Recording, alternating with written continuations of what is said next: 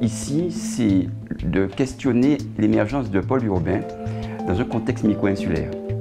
Les villes en micro-économie insulaire, historiquement, ce sont des espaces comptoirs. Pour aller vite, j'ai envie de dire que le Moule, Basse-Terre, Pointe-à-Pitre ont été des petites villes, des espaces comptoirs qui étaient liés effectivement à l'économie coloniale à l'époque. Et effectivement, au cours des temps, ces villes-là se sont retrouvées un petit peu en interaction.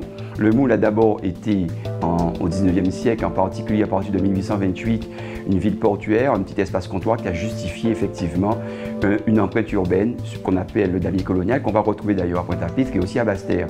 Mais ce qui est intéressant pour moi aujourd'hui, c'est de dire que les villes dans ces espaces-là sont intimement liées à la relation avec la mer, la relation avec l'espace portuaire.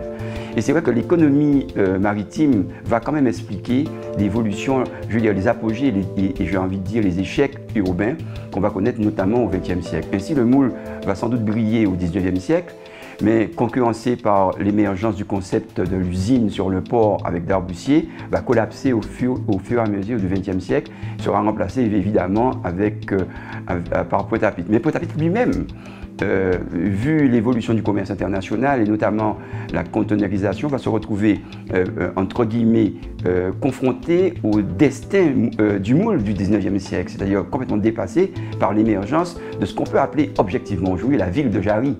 Puisque le port s'étant déplacé sur Jarry, effectivement, ça a constitué un aspirateur de valeur. Et que derrière cet aspirateur de valeur, la ville se dévitalise parce que Pointe-à-Pitre comme le Moule vont subir effectivement l'émergence d'un écosystème basé sur une économie de la consommation, un aspirateur de valeur en termes économiques qui va dévitaliser un petit peu ces espaces. Alors, c'est vrai qu'on est en droit de se poser la question, sur un petit territoire de 1600 km², quand on parle de ville, de quoi parle-t-on? Parce que bon, en fait, les bourgs, on parle plutôt de bourgs en fait. Quand on parlait dans le temps de bourgs de Port-Louis, d'Anse-Bertrand, de Saint-François, de Petit-Canal, etc., etc.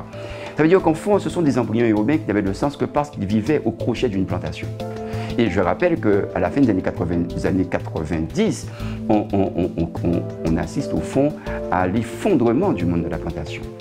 Et que donc par conséquent, l'ensemble des embryons urbains qu'on a connus, je prends le cas du Nord-Grande-Terre, Anse-Bertrand, Petit-Canal, Port-Louis, Morne-à-l'eau, subissent de plein fouet la fermeture des moteurs de structuration de l'espace rural que sont les usines. L'usine de Beauport et l'usine de Blanchette, entre le Moule et Morne-à-l'eau. Disons quand même que Morne-à-l'eau et toutes ces communes ont subi un collapsus qui est caractérisé notamment par une vacance urbaine très importante, donc un nombre de bâtis existants en centre-ville. J'appelle ça personnellement une nécrose urbaine, où on a vu apparaître un taux de vacances très important, avec un nombre de ruines qui, par le fait que ces espaces ne sont pas habités, on y reviendra, et puis parce que, au fond, avec un nombre important de dents creuses, donc des villes qui se nécrosent. Les gens partent des villes